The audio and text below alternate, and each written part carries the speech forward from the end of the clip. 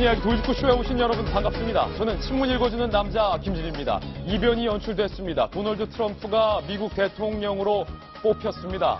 전 세계가 깜짝 놀랐습니다. 미국 내에서 트럼프 반대 시위가 밤사이 곳곳에서 일어났다고 합니다. 그리고 캐나다 이민국 홈페이지도 사람들이 하도 접속을 해서 마비가 됐다고 합니다. 충격에 빠진 전 세계, 오늘 돌직구쇼에서 그 첫 모습 전해드리겠습니다. 오늘자 국내 조간 신문들도 모두 일제히 트럼프 당선을 다뤘습니다. 그런데 조간 신문 제목들이 각기 다릅니다. 한번 비교해 보실까요? 먼저 동아일보입니다. 동아일보 일면에는 따봉 하고 있는 사진을 실었는데 동아일보가 뽑은 제목은 미국 우선주의가 세계를 강타한다 라는 제목을 뽑았습니다. 트럼프가 선거 내내 미국이 우선이다, 미국 이익을 챙기자 라는 주장을 했고 이것이 곧 세계를 강타한다 라는 동아일보의 전망까지 실린 제목이었습니다. 그렇다면 한국일보는 일면 제목 어떻게 뽑았을까요?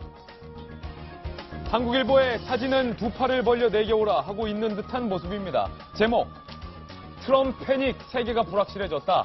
트럼프 더하기 패닉, 트럼프 당선으로 충격에 빠진 사람들을 일컫는 신조어라고 합니다. 세계가 불확실해졌다. 불안감을 한국일보는 일면에 선택했습니다. 그렇다면 조선일보는 일면 제목으로 무엇을 선택했을까요? 함께 보시죠. 조선일보 사진은 동아일보 사진과 겹쳤습니다. 따봉 사진. 그렇다면 제목은 앵그리 화이트가 미국을 뒤엎다. 앵그리 화이트는 화난 백인, 성난 백인들이 미국의 표심을 뒤엎었다라는 말로 풀이가 될 것 같습니다. 트럼프를 지지했던 사람들은 백인들이었습니다.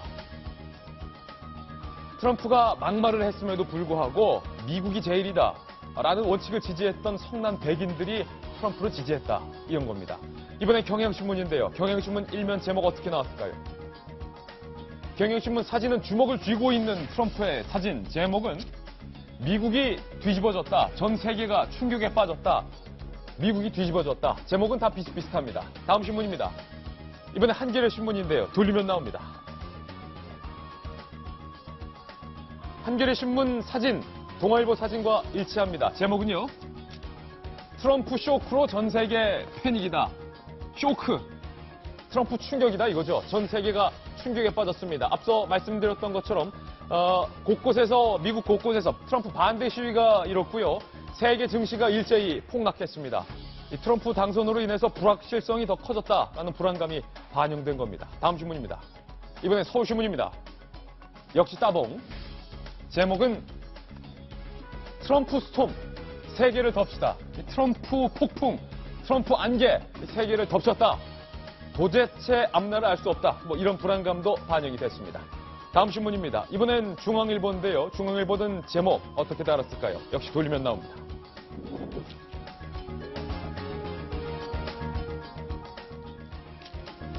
아웃사이더가 워싱턴을 점령하다 이렇게 썼습니다. 기존 정치인이 아니었던 도널드 트럼프가 차례차례 워싱턴 정치계를 격파하면서 대통령의 꾀까지 선출됐던 이 이변, 아웃사이더가 연출한 이변이었습니다. 네, 저희 신문이야기 돌직구쇼. 잠시 후 워싱턴 현지에 나가 있는 워싱턴 특파원 연결해서 미국인들이 받은 충격 생생하게 전달해드리겠습니다. 시청자 여러분께서는 지금 고품격 뉴스토크 신문이야기 돌직구쇼를 시청하고 계십니다.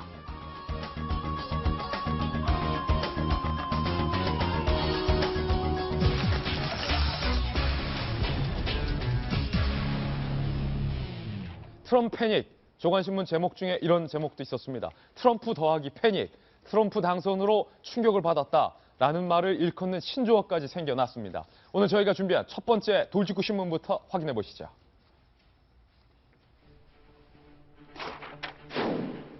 모두를 위한 대통령이 되겠다. 트럼프의 당선 소감이었습니다.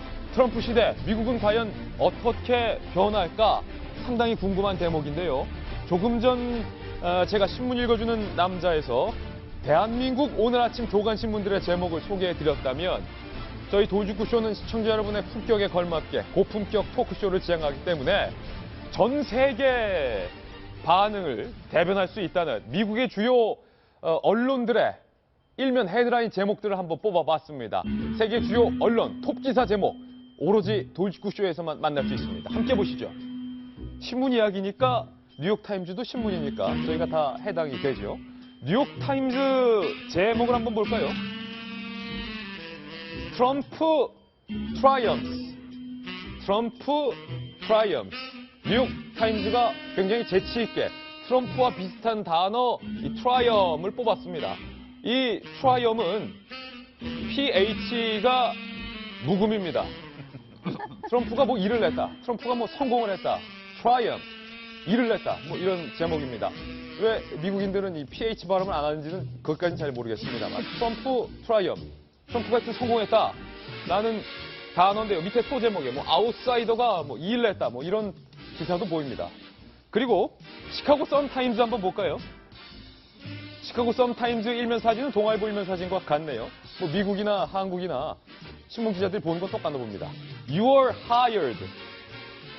도널드 트럼프가 한 예능쇼에 나와서 You are fired. 당신 해고야. 이것을 패러디해서 You are hired. 너 뽑혔어. 라는 제목을 썼습니다. 캐나다로 한번 가볼까요? 캐나다 드 몬트리올. 일면 헤드라인 제목입니다. 오 마이 갓. 오 신이시여. 맙소사. 큰일 났습니다. 캐나다는 절망하고 있습니다. 캐나다는 근데 속으로 좋아하고 있을 것 같아요. 이민국 홈페이지가 마비가 됐다고 하니까. 그리고 필라델피아의 데일리 뉴스는요. I can look. 야, 이 도저히 못 보겠다. 도저히 트럼프 당선된 꼴을 내가 못 보겠다. 신문 일면 기사 제목이 I can look. 도저히 못 봐주겠다. 이겁니다. 시카고 트리뷴으로 이어집니다. 시카고 트리뷴의 일면 제목은 트럼프 슈아커. 트럼프로 인해서 뭐 충격을 받았다, 쇼킹하다, 뭐 이런 제목을 뽑았고요. 그리고 허핑턴 포스트는 모닝 인 아메리카. 이 군 모닝이 아니라 모링을 패러디해서 단어로 썼습니다. 정성희 위원님, 한국 신문들 일면 제목과 그다음에 전 세계 주요 일면 제목들 보시니까 어떻습니까? 뭐 옛날에 9.11 테러에 빗대가지고 반대로 10일 119 테러, 그러니까 9.11 테러 대신에 119 테러다. 그런 얘기가 있을 정도로 예. 많은 이제 쇼크를 받고 있는데요. 미국뿐만이 아니죠. 어저께 많은 지인들이 밥도 못 먹겠고 잠도 못 자겠다. 그런 그 메시지를 많이 줬는데요. 뭐 우리 최순실 게이트의 국민들의 트라우마가 대단한데 미국의 이제 선거 결과를 예측하지 못했던 이런 결과에 대해서 우리나라 사람들은 그런데 미국 사람들은 오죽하겠습니까? 미국 사람들이 이제 대학가나 예. 민주당 지지자를 중심으로 거센 시위가 이제 벌어지면서 이 선거 결과에 불복하겠다. 예. 도저히 트럼프의 국민으로 살아갈 수가 없다. 이런 것들이 상당히 있어서 미국 사회가 이번 선거를 치르면서 그 나타난 내부적인 분열과 내부적인 찢김 이런 것들을 치유하는데 상당한 시간이 이제 걸릴 것 같고요. 그래서 아까 얘기한 대로 정말 미국에서 못 살겠다 그러면서 뉴질랜드나 뭐 캐나다 이렇게 이민을 가겠다는 홈페이지가 폭주하고 실제로 검색어 1위가 이미그레이트, 예. 이민이었다고 합니다. 근데 재밌는 거는 이제 이 사건을 보면서 많은 사람들이 그렇게 얘기를 해요.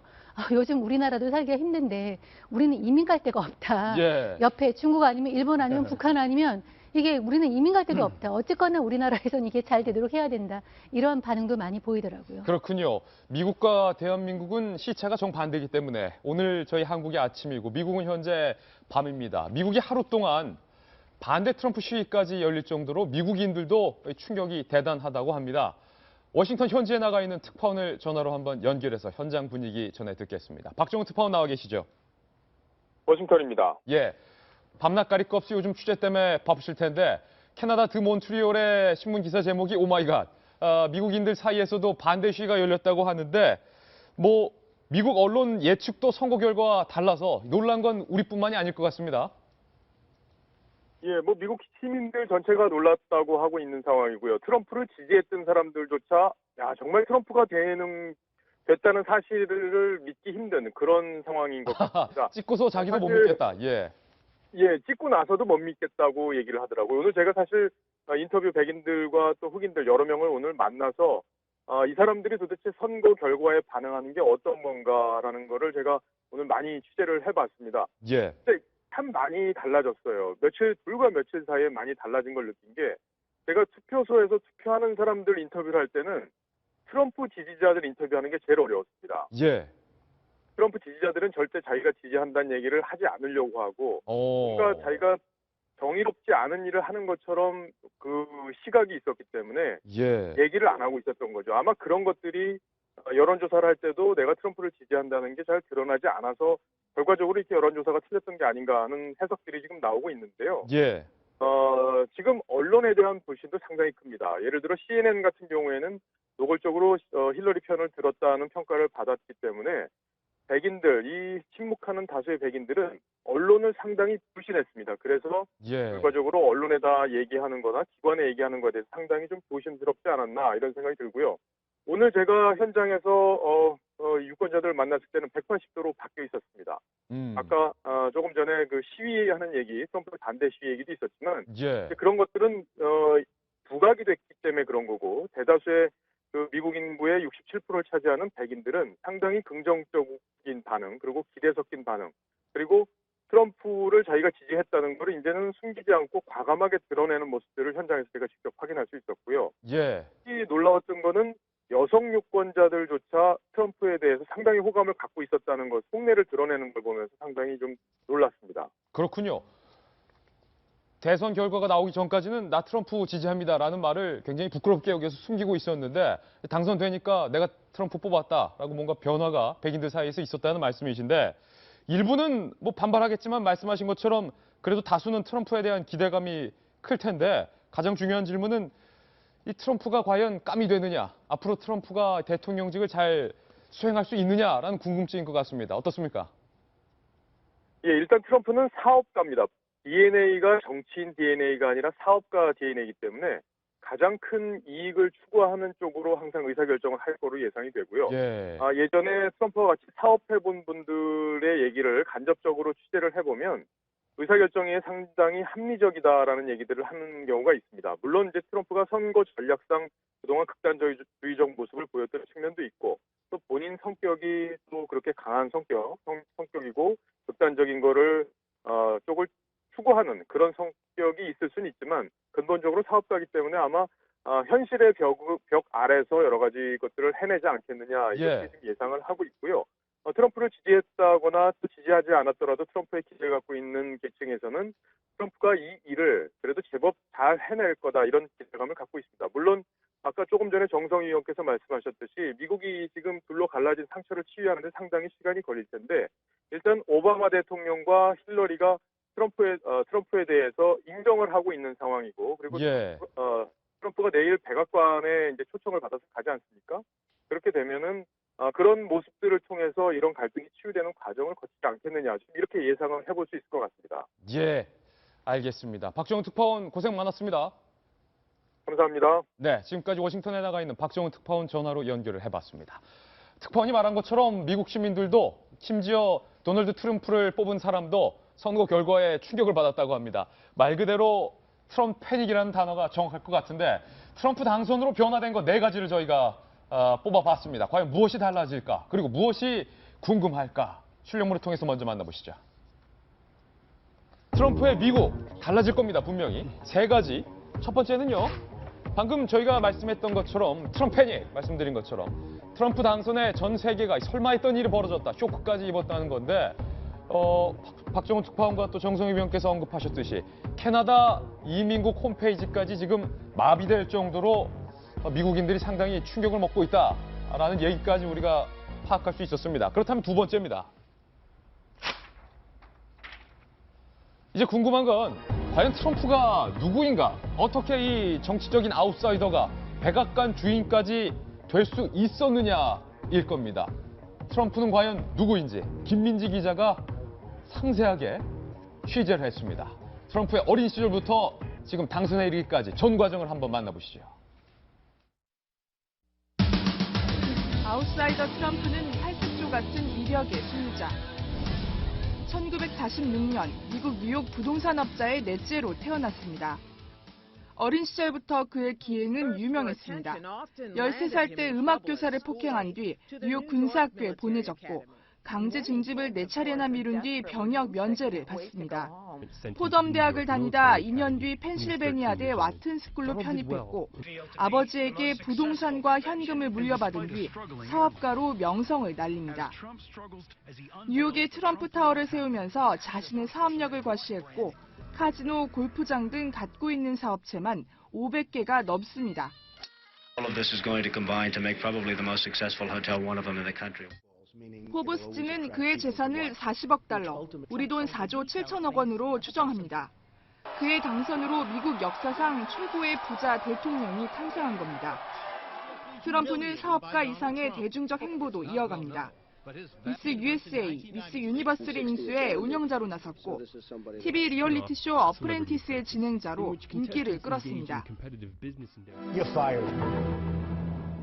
각종 TV와 영화 등의 카메오로 출연할 정도로 많은 사랑을 받았습니다. Excuse me, where's the lobby? Down the hall and to the left. Thanks. 대중적 인기에 힘입어 공화당 경선 1위로 대선 후보가 됐지만 온갖 막말을 늘어나 논란의 중심에 섰고 They're bringing drugs, they're bringing crime, they're rapists. 급기야 여성을 성적 대상으로 삼은 과거 음담 패설도 잇따라 공개되면서 위기에 처했습니다. 하지만 끝까지 포기하지 않았습니다. That was locker room talk. I'm not proud of it. I am a person who has great respect for people, for my family, for the people of this country. 한때 힐러리 부부를 후원했다가 이젠 서로 물고 뜯는 경쟁자로 만났습니다. Hillary Clinton's corruption is on a scale we have never. We must not let her take her criminal scheme into the Oval Office. 결국 힐러리로 대표되는 워싱턴 기성 정치권을 뒤흔들며 백악관에 당당히 입성하게 된 트럼프 당선인. 예측 불허의 아웃사이더가 이끄는 미국 사회가 과연 어디로 향할지 주목됩니다. 채널A 뉴스 김민지입니다. 윤태곤 실장님, 정말 오마이갓인데 트럼프가 여성 폄하 발언 그리고 뭐 음담 패설 논란에도 불구하고 이 트럼프의 딸 이방카의 활약으로 그것을 좀 잠잠해졌다라고 하는데 이 딸이 어떤 딸입니까, 이방카?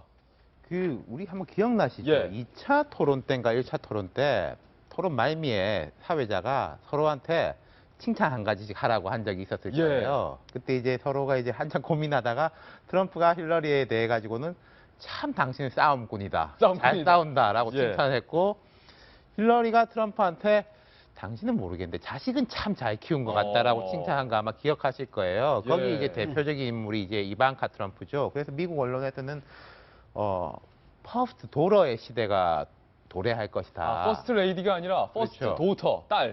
지금 이제 뭐 부인 같은 경우에 멜라니아 트럼프 같은 경우에 미국 출신도 아니고 예. 세 번째 부인이고 애도 어려요. 11살이고 그리고 이제 정치적인 영향력을 행사하기도 어려운데 이방카 트럼프 같은 경우에는 외모도 출중하고 그리고 사회생활에서도 괜찮았었고 이번 대선 과정에서도 아버지의 리스크를 줄이는 역할을 했었고 예. 또 심지어 시집 남편도 이제 쿠시너라고 언론사 사주 집안입니다. 그런 이제 모든 걸 갖춰 있는 상황이기 때문에 조건이 참 좋아요. 예, 이방카 트럼프가 대선 때 활약뿐만 아니라 나아가서 이제 정부 혹은 이제 뭐 여러 가지 역할을 많이 할 수 있을 것이다. 트럼프 입장에서도 평소에 보면 딸을 되게 신뢰하는 모습을 많이 보였었거든요. 그러니까 비공식적인 수준뿐만 아니라 공식적인 수준까지 올라갈 수 있을 거라고 보는 거죠. 예.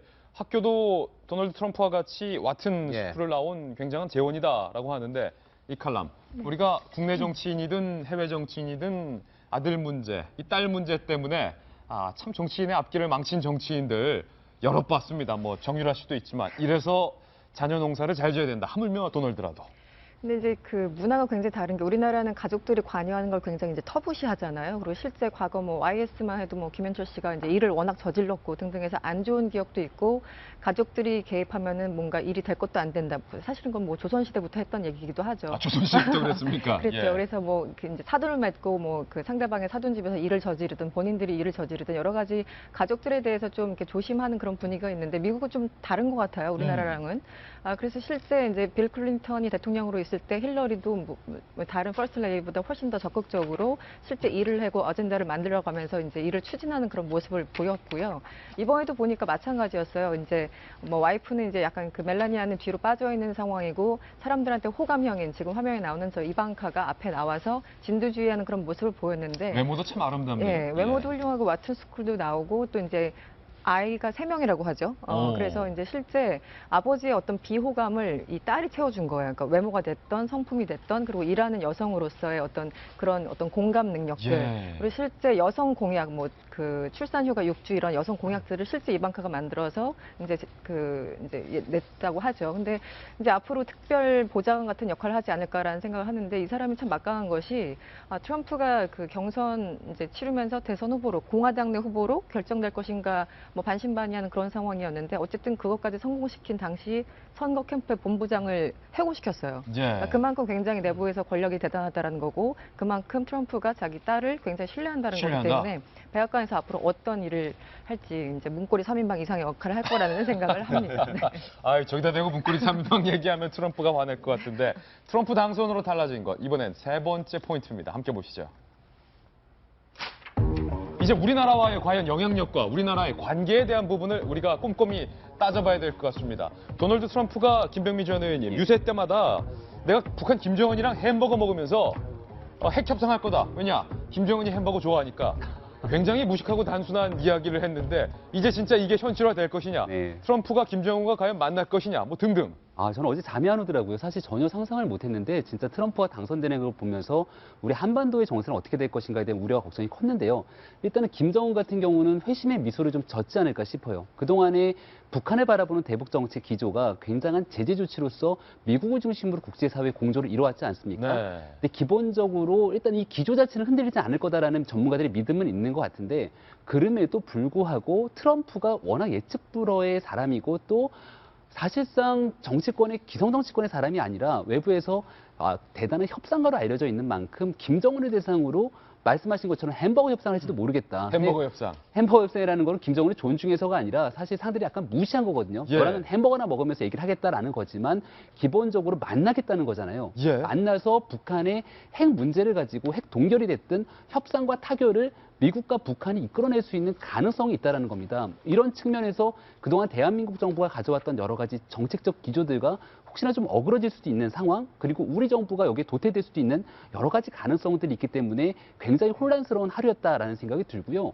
또 북한 얘기를 하게 되면 자연스럽게 떠오르는 게 주한미군 얘기 아니겠습니까? 주한미군 얘기. 트럼프가 틈만 날 때마다 대한민국이 껌값 내고서는 방위비 분담금 얘기를 해왔는데 이제 본격적으로 우리나라가 주한미군 방위비 분담금을 매년 협상하는 게 아니라 현재 협상이 아마 2018년까지 돼 있을 겁니다. 얼마 안 남았거든요. 그럼 이거를 현재는 반 부담하고 있는 걸 야, 니네가 다 내라고 하고 있는 상황을 여태까지 공약 비슷하게 늘 얘기해왔기 때문에 예. 이런 부분에서의 미국과의 갈등들이 이제 좀 예상이 되는 측면들이 있고 북한과의 협상 과정에서 중국을 끌어들일 확률이 높다라는 게 전문가들의 추측이거든요. 그러니까 그동안은 미국이 중심으로 북한을 독자적으로 제재를 하기 위한 노력들을 해왔다라면 이제 앞으로는 중국 니네가 역할을 해라고 하면서 중국과의 협상 카드를 끌어낼 확률이 높다. 그러니까 우리 정부도 이제 과거와 같은 방식에서 트럼프 시대에 대한 대북 전략이 거의 어떻게 갈지 모르는 상황에서 예. 정신 똑바로 차려야 될 상황이 온 건 분명해 보입니다. 지금 정신 똑바로 차리고 대북 정책 짜야 되는데 이게 참 국면이 걱정입니다. 오늘 목요일의 남자, 한국일보의 전 정치부장을 역임한 김광덕 전 부장 목요일의 남자로 모셨는데 올 때마다 제가 어려운 질문들이 있는데 트럼프의 당선이 우리나라 여당한테 유리합니까? 야당한테 유리합니까? 핵심 질문. 일단 쉽게 말하면 미국하고 우리나라 거리가 굉장히 멀기 때문에 예. 당장 직접적인 영향이 있는 건 아닌데 그러다 우리하고 아주 긴밀한 관계고 한미 동맹 관계고 그리고 우리가 또 미국 정치를 많이 닮아가고 있는 게 있지 않습니까? 그래서 소위 나비 효과라고 멀리서 나비가 나중에 탄 게 나중에 큰 태풍까지 물고 온다는 거 아닙니까? 그러니까 그런 효과로 본다면 한국의 나비 효과 같은 선거에 영향을 미치는데 대선에. 예. 근데 이제 두 가지 측면이 있어요. 한 측면은 이번에 표출된 게 그 백인 중하위층 백인을 중심으로 하는 변화의 욕구가 이번에 폭발했다는 거 아닙니까? 그렇죠. 그런 이러한 변화의 욕구가 폭발한 거는 진보 보수를 떠나서 지금 현재 이번에 미국에서는 민주당 8년 정권의 종식을 가한 건데 한국에서 이제 보수 정권이 10년이 되지 않았습니까? 예. 그거를 소위 그거에 대한 피로감. 요즘에 최순실 씨 사태까지 겹쳐가지고 그러한 피로감으로 인해서 새로운 보수 정권 10년을 마감하고 새로운 야권이 주도하는 거로 가지 않느냐 하는 시각이 하나 있고. 야당한테 유리할 거다 일단. 그거라면 야당이 유리한 건데 또 한 측면은 이 트럼프가 아웃사이더가 되지 않았습니까? 비주류, 이단아 이런 사람이 됐기 때문에 정치 경험이 전무하고. 그래서 기존에 지금 굉장히 기성 유력 대선 주자들 이런 사람들로 그냥 대선으로 그냥 가는 게 아니라 뭔가 이 다크호스들에 뜰 수 있는 일종의 분위기 형성에 일조할 수 있다라고 하는 측면에서는 지금 현재 기성 주자들은 또 야권에 좀 많지 않습니까? 문재인 전 대표나 뭐. 그러니까 그렇기 때문에 그런 측면에서는 꼭 여권이 유리하다는 게 아니라 여권이나 제3지대 사람들한테도 상당히 가능성이 있는 걸 비춰지는데 예. 또 한 세 번째 측면은 별로 중요하지 않습니다. 그러니까 뭐냐 공화당이 보수당이니까 옛날에 공화당이 되면 한국의 보수 정권이 유리하지 않는데 이번에는 그런 거와 이념적인 거하고 거의 무관하기 때문에 그 측면은 별 관계가 없다고 봅니다. 이렇게 보면 야당이 유리하고 이렇게 보면 여당이 유리할 수 있다. 네. 우문현답 잘해주셨네요. 네, 그래서 항상 이 선거가 1년 남았기 때문에 그 측면이 이제 또 이 좌우의 흐름이 왔다 갔다 하면서 이제 결정이 되겠다고 보겠습니다. 한반도에 이런 것도 중요하지만 이 세계사적으로 큰 흐름을 봐야 될 것 같습니다. 이제 올해 우리가 이제 영국이 EU를 탈퇴하는 브렉시트가 있었고 필리핀에서 뭐 트럼프 못지않은 이다나 두테르테가 이제 당선이 됐고요. 그다음에 이제 미국에서 트럼프가 당선이 된 것은 기존 사회를 보는 어떤 시각이 프레임이 진보 보수, 뭐 좌우파 이런 것이 아니라 기득권과 반기득권이라는 거대한 프레임으로 어떤 우리 사회를 보는 시각이 이제 바뀐다는 것을 보고 있고요. 힐러리 같은 경우는 상당한 정치 경험이 있고 뭐 스펙으로 보면 굉장하죠. 그런데도 이제 미국에서 비호감으로 찍힌 것은 이 기득권, 소위 말해서 그 기존의 정치, 우리의 경제 이런 걸 장악하고 있는 엘리트들에 대한 어떤 그 저소득층 또 저항층의 이 분노나 좌절감이 굉장히 심하다. 그래서 지금까지 기존의 기득권 세력에 물들지 않은 사람을 뽑겠다 하는 어떤 정서가 미국, 뭐 유럽, 그다음에 필리핀까지 이제 넘어왔는데 만약에 이제 그런 무드가 한국의 사회에서 온다면은 기존 정치 세력에 몸담았거나 또는 정치 권력, 경제 권력 다 포함해가지고 그런 사람들에 대한 어떤 반감은 상당히 클 거고 그것이 어떤 다음 대선이나 선거, 총선에서는 상당한 영향을 미치지 않을까 그런 식으로도 봐집니다. 두 분의 말씀을 들어보니까 꼭 그렇지만은 않겠습니다만 제3지대에 계신 분들이 씩 웃고 있다는 그런 느낌도 듭니다. 도널드 트럼프의 당선과 대한민국과의 상관관계에 대해서 저희가 첫 소식으로 짚어봤습니다. 이제는 국내 현안에 좀 집중을 해보겠습니다. 저희가 준비한 두 번째 돌직구 신문입니다.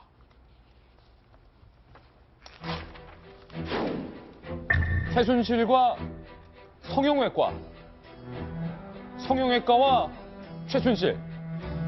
최순실 의혹을 가만히 들여다보니까 요즘 새롭게 이 성형외과와 관련된 의혹들이 마구잡이로 나오고 있습니다. 도대체 최순실의 국정농단 어디가 끝인지 모르겠습니다. 민주당의 김용주 의원이 제기한 문제점부터 일단 들어보시죠. 최순실 모녀가 다니던 강남의 성형외과 의사와 관계자들이 박근혜 대통령 해외 순방에 여러 차례 동행했다고 합니다.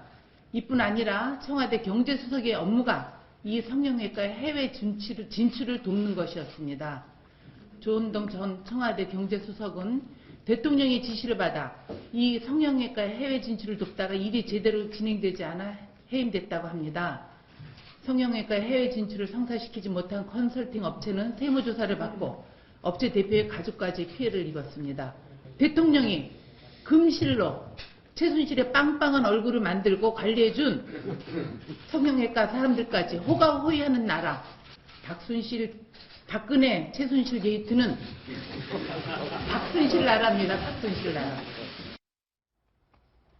김용주 의원이 말했던 성형외과 의원에 관한 의혹도 오늘 두 가지 준비되어 있고 이 성형외과 의혹 말고도 최순실 씨가 즐겨 다녔다는 강남의 유명한 노화방지 병원도 오늘 새롭게 등장을 했습니다. 노화방지든 피부과든 성형외과든 어쨌든 관련된 세 가지 의혹 저희가 출력문으로 준비했습니다. 만나보시죠. 국정농단 이번에 성형외과 강남 피부관리병원 의혹 최순실 손 안 댄 데가 없다. 안 뻗친 데가 없다. 첫 번째입니다. 성형외과 의원 이야기는 두 번째, 세 번째로 미루고요. 강남의 노화방지 병원이 오늘 새롭게 등장을 하는데 그 노화방지 병원에서 대통령에게 쓸 약이다, 대통령에게 쓸 주사제다 라면서 멋대로 처방도 없이 지어갔다라는 의혹이 오늘 제기가 됐습니다. 이코노미스트. 이게 정말로 대통령에게 그 약과 주사제를 줬는지 여부는 아직까지 확인이 안 됐지만 적어도 주변 관계자에 따르면 최순실 씨가 청에게 줄 거다라면서 원래 처방전이 필요한데 뭐 처방전 없이 주사제와 약들도 뭐 자유자재로 타갔다. 저는 어제 이 뉴스를 보고 정말 놀랐는데요. 예. 거의 뭐 최순실 씨가 그 박근혜 대통령 주변에서 한 일 중에 거의 활용 점정이 아닐까. 정말 이것이 사실이라면 굉장히 좀 두렵다는 생각까지 들더라고요. 기본적으로 이 병원은 이제 지금 청담동에 있는 거죠. 이 차병원 계열사인데요. 이게 노화 방지 병원이라고 하는데 기본적으로 대선 기간에 박 대통령이 실제 이제 후보일 때 이 병원 찾았다고 합니다. 그리고 예. 뭐 회원권이 1억 5천이나 되는 상당히 좀 고급 비싼 병원으로 알려져 있는데요. 병원에도 회원권이 있는데 그게 1억 5천만 원. 1억 5천만이라고 하죠. 그런데 사실 뭐 대선 기간이든 뭐든 뭐 박 대통령이 이 병을 찾은 것 자체는 전혀 문제가 되지 않습니다. 그거는 개인적으로 이제 충분히 성형외과든 피부과든 찾을 수 있는 건데 문제는 그 대통령 된 이후에 최순실 씨가 가명으로 저렇게 처방전을 대리해서 가져갔고 저것이 말씀하신 것처럼 직접 전달이 됐는지 여부는 확인되지 않지만 일단 환자와 그 의사가 직접 만나야 되는데 누군가가 대리 처방에 갔다면 이거는 의료법 위반이거든요. 예. 그리고 아시다시피 대통령의 건강은 그 안보와 직결된 문제입니다. 그래서 사실은 예전에 우리 그 박 대통령이 순방 갔다 오시면 뭐 링거 투혼 해가지고 몸살 감기로 또 링거를 맞고 뭐 하셨다 여러 가지 이제 청와대에서 보도가 나오니까 아니 열심히 일하신 거는 알겠는데 그렇게 대통령의 건강을 이렇게 공식적으로 여러 번 얘기하는 것은 이건 국가 안보와 관련된 일이기 때문에 적절치 않다라는 언론의 지적도 상당히 많았습니다. 예. 그런데 이제 그러니까 건강이 얼마나 중요한 것인지는 누구보다 잘 알 텐데 그리고 그 주치라는 게 분명히 있잖아요. 주치가 대통령의 주치는 항상 있는데도 불구하고 최 씨가 이렇게 병원에 개인적으로 가명을 쓰면서까지 만약에 정말 가져와서 전달했다면 이거 굉장히 위험한 상황이고 문제는 이 병원 그 의사가 과거에 또 문제가 있었던 여러 가지 문제가 있었던 그 사람이고 전문의도 아니고 일반이라고 해요. 그래서 예. 이제 그 부분은 또 다른 강남의 성형외과와 관련된 것이기 때문에 잠시 후에 또 들어보겠습니다. 한마디만 내가 얘기하면은 이거는 이제 의료법 위반, 주치의 처방을 받지 않고 본인이 가지도 않아서 이렇게 처방을 받고 주사제라도 약을 했다면 의료법 위반도 문제지만 아까도 말한 것처럼 국가 안보와 관련된 국가 통수권을 가진 대통령에게는 심지어 그 식사를 준비하잖아요. 거기에 셰프들이 식사를 준비하면 그거를 식사를 드시기 전에 반드시 그걸 검사를 해요. 뭐 예전에 김일성공처럼. 예, 그 안전한지를 반드시 청와대에서 검사하는 사람이 있거든요. 그 있는데 이거는 주사제 갖고 가면 최순실이라는 사인이 그냥 갖고 주사제 이거 놓거나 약을 드십시오라고 해서 아무도 중간에 검사를 못하는 세계 아닙니까? 바로 이러한 거는 이 국가 운영에서 사실 있을 수가 없는 일이에요. 그런 말씀인 거예요. 그때 제가 옷 이야기하면서 그런 말씀 드렸지 않습니까? 옷도 보안 절차를 거치게 돼 있는데 저 옷이 어떤 보안 절차를 거쳐가지고 대통령한테 갔는지 모르겠다. 그리고 뭐 거기 청와대 나중에 해명한 게 대통령이 사비로 정산했다고 하는데 저는 그거 거짓말이라고 생각하고요. 아마 검찰 수사해야 될 바지만은 이 문제가 지금 이제 김광덕 부장님이 말씀하신 그거하고 연결이 된 겁니다. 대통령의 이제 건강 문제는 3단계로 이제 방어막이라고 할까요? 3단계가 되어 있습니다. 첫 번째는 청와대 의무실이 있습니다. 의무실은 상주하는 이제 의사가 있는 거예요. 거기는 이제 1급 대우를 받고 있고 대학병원의 이제 교수급이 이제 의무실장을 맡습니다. 그리고 흔히 우리가 아는 대통령 주치는 일주일에 한 번 정도 오고 대통령 해외 순방에 동행을 합니다. 그리고 수도통합병원에서 공식적으로 대통령의 건강을 책임지게 돼 있습니다. 그런데 물론 외부에 아주 뭐 어떤 특정한 질환에 대해서 잘하는 전문의를 쓸 수 있죠. 근데 그 전문의를 쓸 때는 그 주치의와 수도통합병원에서 이런 절차를 밟아가지고 들어오게 돼 있는 거거든요. 근데 지금 이 보도가 맞다면 그런 절차를 전혀 밟은 것 같지가 않고 그리고 의료법 문제도 있고 지금 김광덕 시장님 말씀하셨지만 그러면은 저는 100번을 양보해서 비타민제 같은 거다라는 거는 조금 절차 없이 그것도 안 되지만은 뭐 그럴 수 있다 치던데 주사제를 처방받아왔다.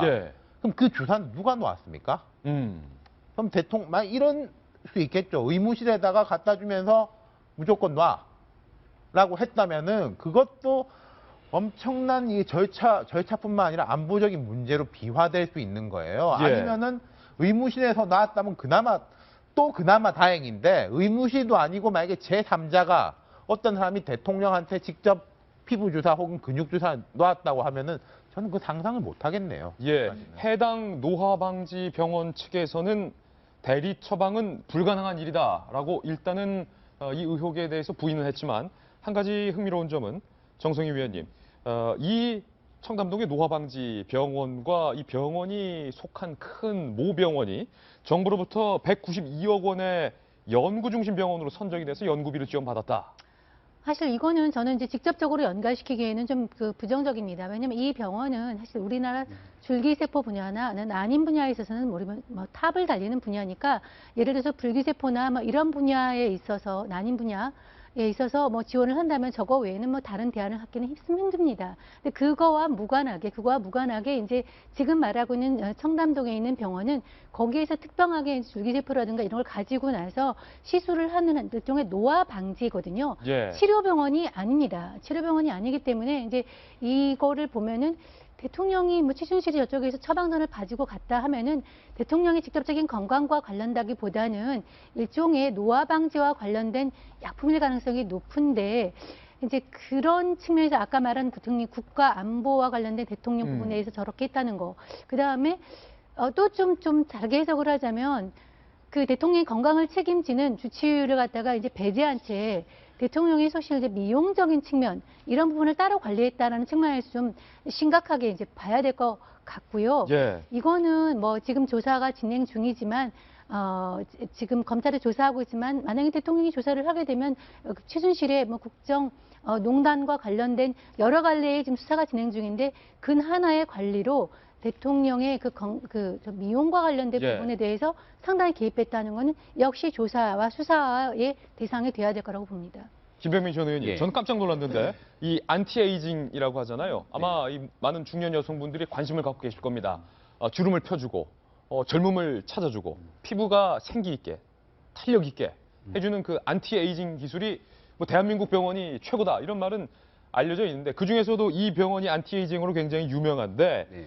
병원에도 저는 회원권이 있다는 얘기를 VVIP 처음 들었는데 최순실 씨와 언니 최순득 씨는 VIP 회원이 아니라고 합니다. 그러니까 1억 5천만 원의 회원권을 구매하지 않았는데도 이 병원 측에서 VIP 대접을 해줬다. 그 두 사람만 간 게 아니라 최순득 씨의 딸인 장시호 씨, 최순실 씨의 딸인 정유라 씨, 다 같이 뭐 갔다는 정황 증거들이 지금 속속들이 나오고 있죠.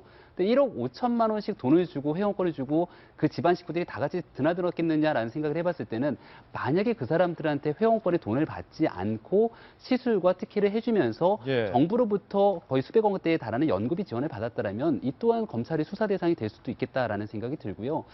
글쎄요, 저는 박근혜 대통령을 보면서 사실상 그 대한민국의 여성이 가져야 될 굉장히 지적인 외모를 가지신 분이라고 생각을 하기 때문에 오히려 대통령이 되고 나서 누가 보든지 간에 약간의 좀 얼굴에 시술을 하신 것과 같은 그런 모습들보다는 오히려 예전에 있었던 그 모습들이 훨씬 더 자연스럽고 좋다라는 생각이 드는데 옆에서 최순실 씨는 도대체 처음부터 끝까지 박근혜 대통령한테 무슨 짓을 한 건지라는 생각이 들어요. 예. 여기에 대해서 이제 처방전 얘기가 나와서 이게 가장 큰 문제 중에 하나인데 그 처방전에서 주사 약을 받아갔다는 것 아니겠습니까? 근데 그게 만약에 제대로 일반적인 절차로 받아서는 안 되는 약물이라든지 이런 것들을 받아간 건 아니냐 뭐 이런 소리까지 나오고 있는 상황인데 이거에 대해서 이제 명쾌하게 병원 측에서는 사실 아니라고 부인하고 있는 상황이기 때문에 이 또한 검찰의 수사까지 의료법 위반 등으로 넘어가게 예. 된다면 이건 국제적으로 너무 큰 망신 아닙니까? 도대체 어디서부터 어떻게 문제를 해결해야 될지 잘 모르겠습니다. 뭐 이런 유명한 명언도 있지 않습니까? 처방은 의사에게, 약은 약사에게. 지금 이게 지켜지지 않은 건데 성형외과 그리고 노화방지 의혹과 관련된 두 번째 최순실의 의혹 준비되어 있습니다. 이제는 어제부터 문제가 제기됐던 강남의 유명 성형외과 의원과 관련된 의혹입니다. 최순실은 이 성형외과 의원을 자주 애용하면서 최보정이라는 가명도 썼다고 합니다. 그런데 해당 성형외과 의원의 의사는 의료법을 위반했던 전력도 있고요. 의료사고 전력도 있었다고 합니다. 그리고 해당 성형외과 의원 원장은 현재 사실상 잠적 중인 것으로 현재까지 알려지고 있습니다. 과연 그 원장은 어디 있는지 주변 사람들을 인터뷰해봤습니다. 저희는 전혀 방에 노는 적도 없고.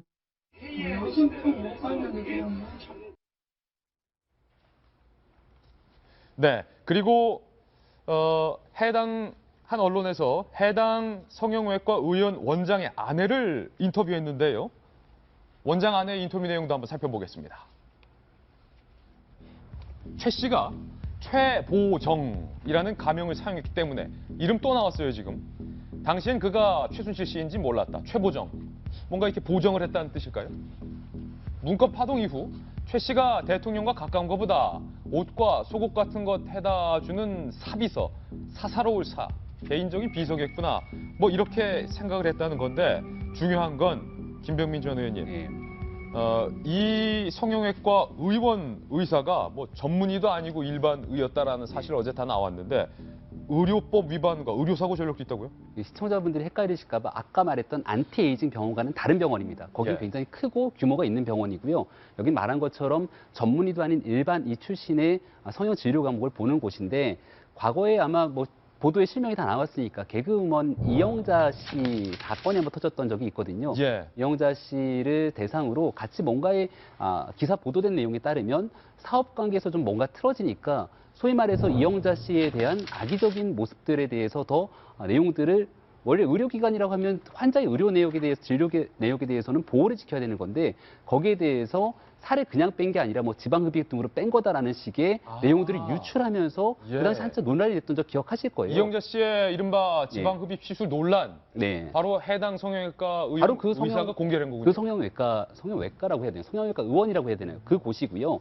거기서 이제 그것뿐만이 아니라 의료과실로 벌금 6천만 원을 한번 그때 받은 적이 있는 곳인데 여기는 이제 코 부위에 주름을 펴주는 과정 속에서 이게 나름대로 문제가 생겼던 것 같아요. 피부 괴사라고 얘기를 하죠. 그러니까 속된 말로 실력이 좀 없는 곳이 아닌가라는 생각이 드는데 예. 여기를 최순실 씨 모녀가 드나들면서 이 사람들과 같이 대통령 해외 순방에도 같이 가고 이 사람들이 하는 사업체의 제품들을 가지고 청와대가 정부 부처에 선물을 주기도 하고 이런 일들을 벌였다라는 거거든요.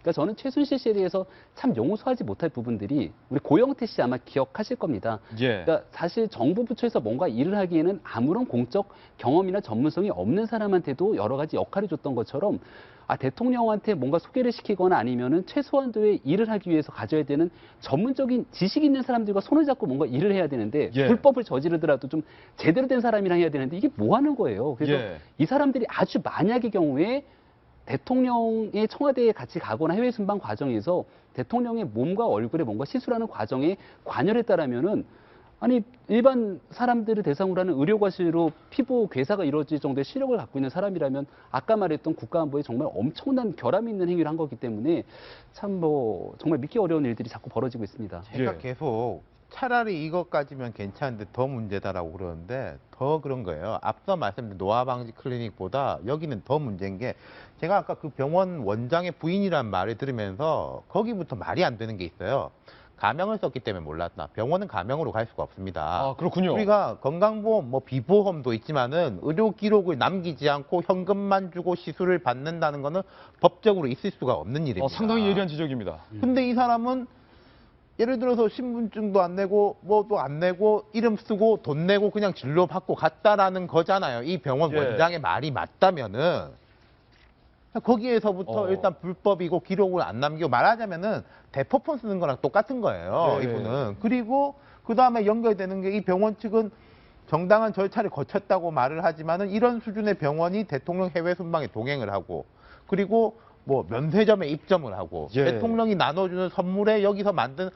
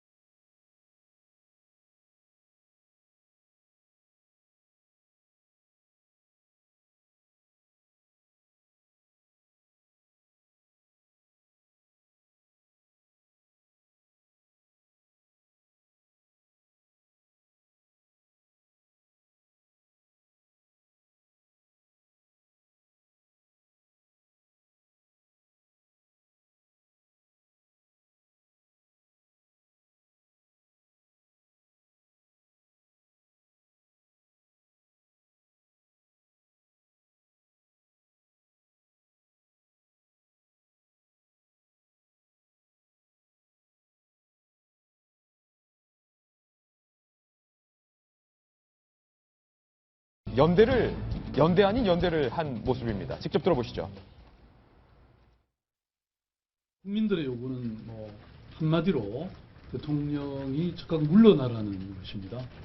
정치는 결국 국민의 뜻을 받아들이고 그것을 실행하는 일이라고 생각합니다. 이미 국민들이 신뢰를 잃었고 그리고 또 외국에서도 더 이상 대한민국의 외교적인 상대로 인정하지 않다는 것을 명심을 해야 합니다.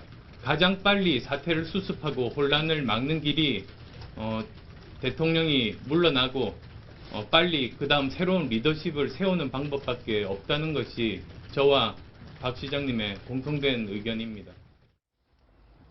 아무래도 안철수 전 대표와 박원순 시장이 강력한 대선 주자로 꼽히고 있는 문재인 전 대표와는 좀 선긋기에 대선 행보를 벌써부터 가고 있는 모습인데 국회가 추천해주는 총리를 임명하겠다라는 대통령의 제안을 야당이 거절을 했어요. 그러면서 정의당까지 포함한 야3당이 공식적으로 거부를 했죠.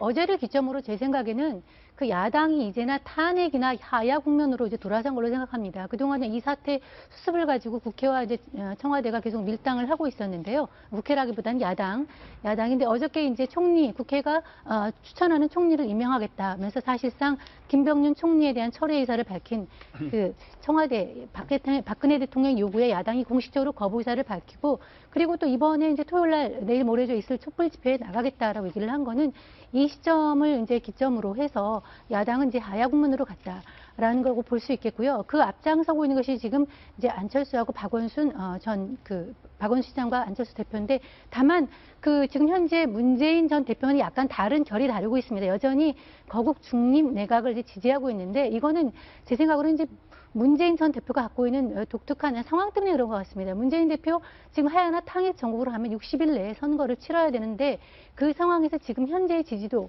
본인에 대한 가지고 있는 것이 굉장히 좀 이렇게 넉넉하지 않다. 좀 불리하다 이렇게 보기 때문에 좀 시간 벌기 차원에서 여기에 대해서 당장 동조하지는 않고 있는 그런 상황 같습니다. 예, 아무래도 거절을 한 배경에는 이 최순실 게이트를 대선까지 끌고 가겠다라는 어떤 정치적인 뜻도 있는 것으로 풀이가 됩니다. 저희는 60초 후 광고 후에 돌아오겠습니다. 잠깐만요. 물러나지 않겠다라는 여당 친박계 의원들도 그리고 대통령의 요구 조건은 무조건 듣지 않고 거리로 뛰쳐나가겠다라는 야3당도 그리고 이손 후퇴하지 않겠다라고 버티는 청와대도 모두 국민 생각은 안중에 없는 것 같습니다. 저희는 내일 아침 9시에 더욱더 풍성한 내용 들고 인사드리겠습니다. 오늘 하루는 분명 어제보다 더 나을 겁니다. 좋은 하루 되십시오. 고맙습니다.